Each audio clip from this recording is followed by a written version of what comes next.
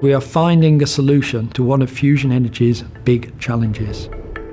Fusion is the process that happens in the sun, where light elements fuse together to release energy and create larger elements. We're trying to recreate this process on Earth to make a low-carbon energy source for humankind. We know it works because it already powers the stars. If we can capture that energy, we can turn it into electricity. In order to create fusion on Earth, we need to get to such high temperatures that the only state of matter we can use is plasma. This is the fourth state of matter beyond gas. So if you heat a solid, it becomes a liquid. Heat a liquid, it becomes a gas. If you heat a gas, it will become a plasma. The sun uses gravity to hold the plasma together and create fusion reactions. On Earth, we can't do that. So we use a device called a tokamak, which uses magnetic fields to essentially hold the plasma in a magnetic bottle. Our understanding of tokamaks is so advanced that power plants are now being designed around the world based on them.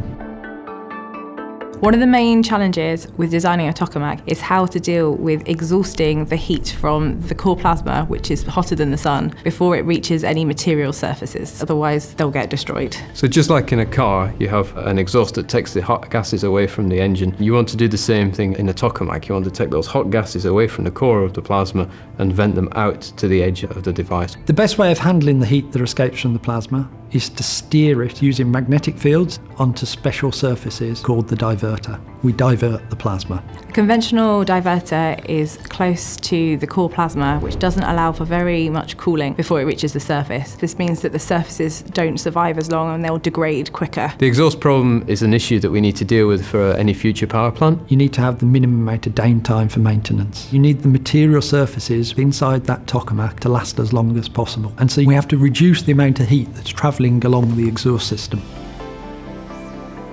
Here at the UK Atomic Energy Authority, in a device called MAST Upgrade, we have designed and built a solution to this problem called the Super-X Divertor. The Super-X Divertor at MAST Upgrade allows us to cool that plasma down before it reaches the tiles inside the machine and causes damage on them. We make the plasma travel large distances before it arrives at material surfaces. And by the time it has arrived there, it has cooled sufficiently that it doesn't damage those surfaces. It's like making the exhaust pipe of your car longer. You've got more space for those gases to cool down before they emerge out of the back of the car. And also that chamber allows us to inject gas inside, which cools the plasma down further, just like adding ice to water.